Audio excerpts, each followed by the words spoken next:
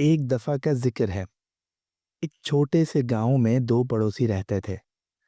ایک کا نام عثمان تھا جو اپنی سخاوت کی وجہ سے عثمان سخی کے نام سے مشہور تھا۔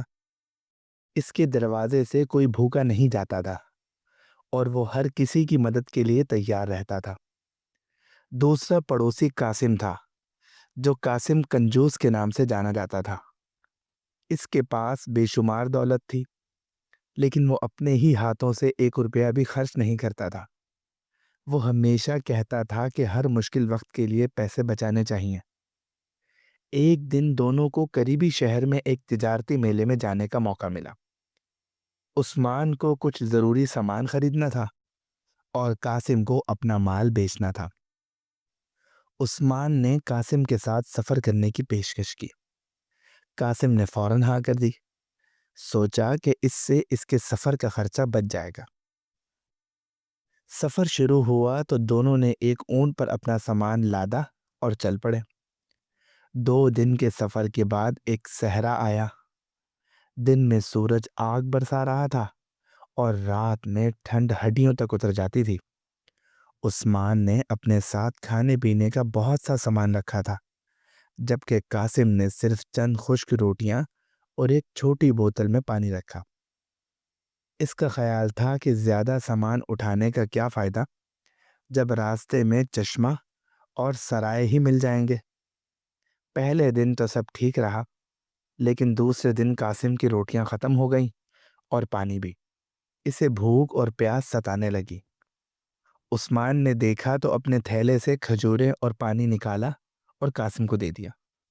قاسم نے جھجکتے ہوئے لے لیا۔ عثمان بھائی، آپ اتنا سامان کیوں اٹھاتے ہیں؟ اس نے پوچھا۔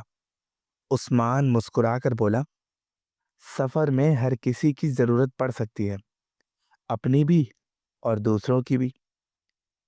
شام کا وقت تھا جب انہیں ایک تھکا ہارا مسافر نظر آیا جو شدید پیاس کی وجہ سے بے ہوش ہو چکا تھا۔ عثمان نے فوراً اس کے پاس جا کر اسے پانی پلایا اور کھجوریں کھلائیں۔ مسافر جب ہوش میں آیا تو اس نے بتایا کہ وہ ڈاکوؤں کے گروہ سے بھاگ کر آیا ہے جو اس کے پیچھے لگے ہوئے ہیں۔ عثمان نے اس کی بات سنی تو اس نے اسے بھی اپنے ساتھ سفر کرنے کی دعوت دی تاکہ اس کی حفاظت ہو سکے۔ قاسم یہ سب دیکھ کر پریشان تھا۔ اس نے عثمان سے کہا، یہ کیا کر رہے ہیں؟ ہمیں اپنا سفر جاری رکھنا چاہیے۔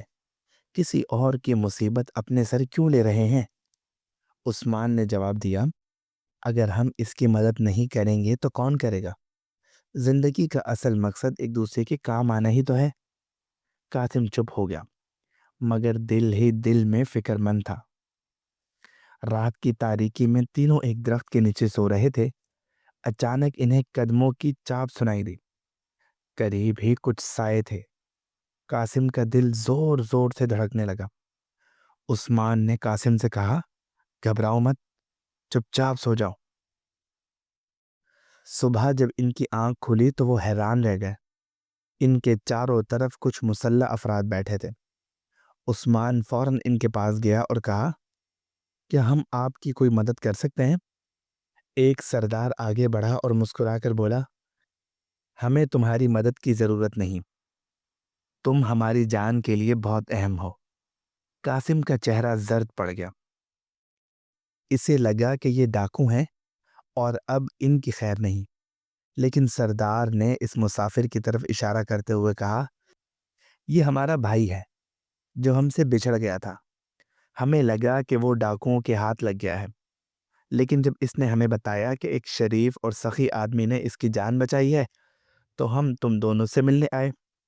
یہ سن کر قاسم کی آنکھوں میں آنسو آ گئے۔ اس نے جھجک کر سردار سے کہا، میں اس شریف آدمی کی قدر نہیں جانتا تھا۔ سردار نے مزید بتایا، ہم ڈاکو نہیں بلکہ اسی بادشاہ کے سپاہی ہیں جس کے پاس تم جا رہے ہو۔ بادشاہ کو ایک سخی اور ایماندار شخص کی تلاش ہے جو اس کے خزانے کا رکھوالا بن سکے۔ سردار نے عثمان کا سامان اٹھایا اور اسے ایک قیمتی گھوڑا دے کر کہا، اب سے آپ ہمارے مہمان ہیں، بادشاہ سلامت آپ کا انتظار کر رہے ہیں۔ عثمان نے شکریہ ادا کیا اور قاسم کی طرف دیکھا۔ قاسم شرمندگی سے سر جھکا کر کھڑا تھا۔